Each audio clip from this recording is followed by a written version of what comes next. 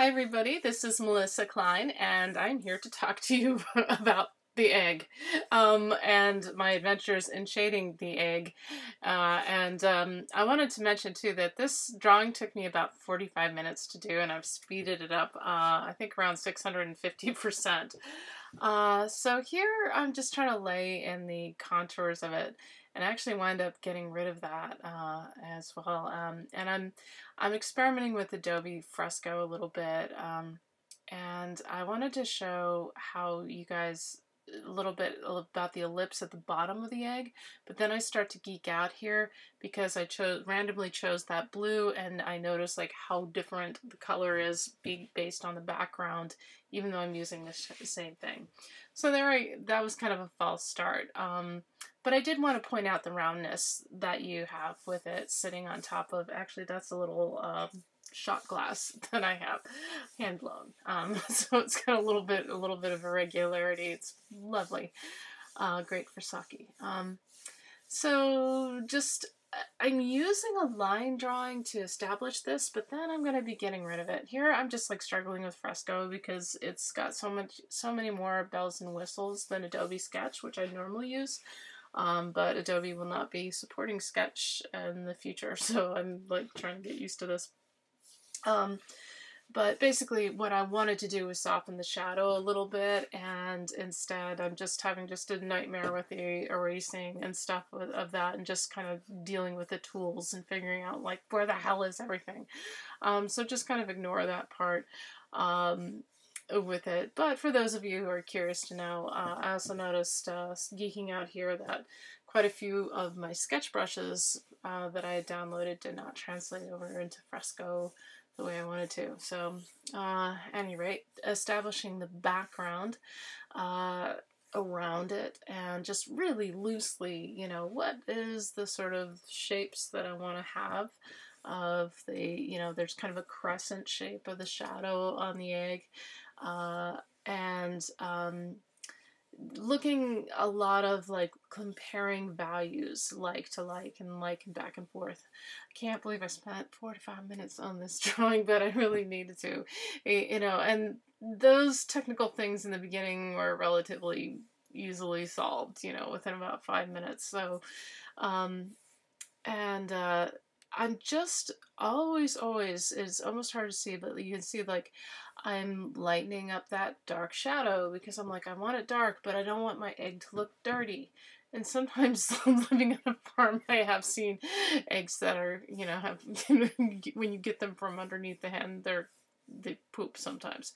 This is cool. This is where I'm noticing that there's a sort of like little transition between you have this dark against the light, lighter background, and then all of a sudden there's this tipping point where that shadow kind of fades out and you have a lighter background against that, a light against the dark. So and here I'm also just kind of noticing this is roughly the shape of the reflected shadow that's happening in there as well. And how do you do that? I'm working very hard to get the transition between the light and the dark.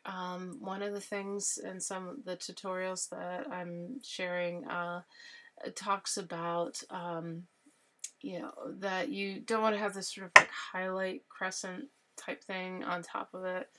I haven't really noticed that in your transition from your dark to light or light to dark. I haven't really had a problem with that. It's not something that's really stuck out to me, but you know, I respect Proko and Dorian Aiton that if they say that, it's probably an issue to watch out for.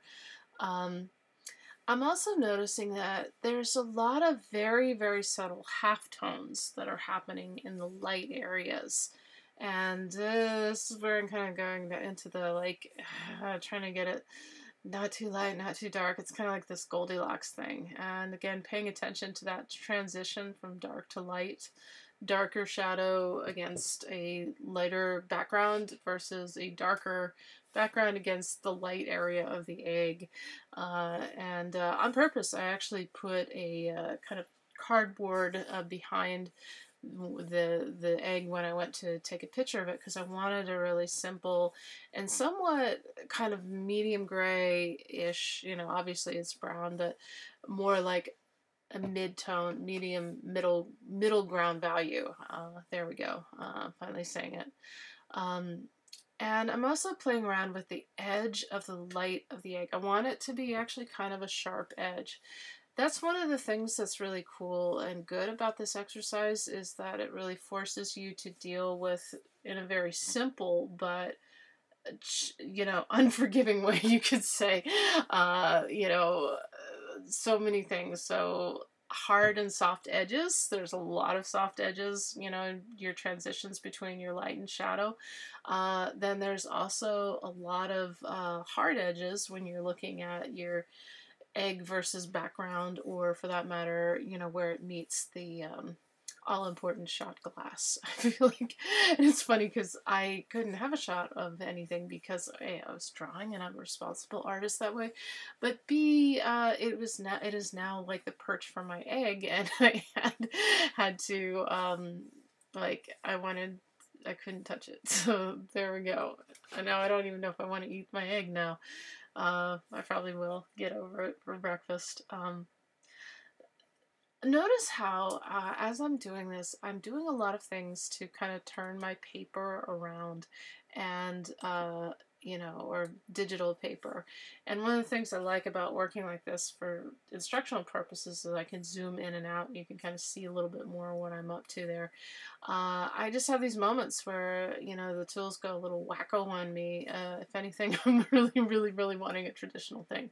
There's kind of my notes about it, and I'll also include that in our class notes as well. And I just wanted to say thank you for watching this, and have a fabulous day. And I hope you enjoy geeking out as much as I do. Take care.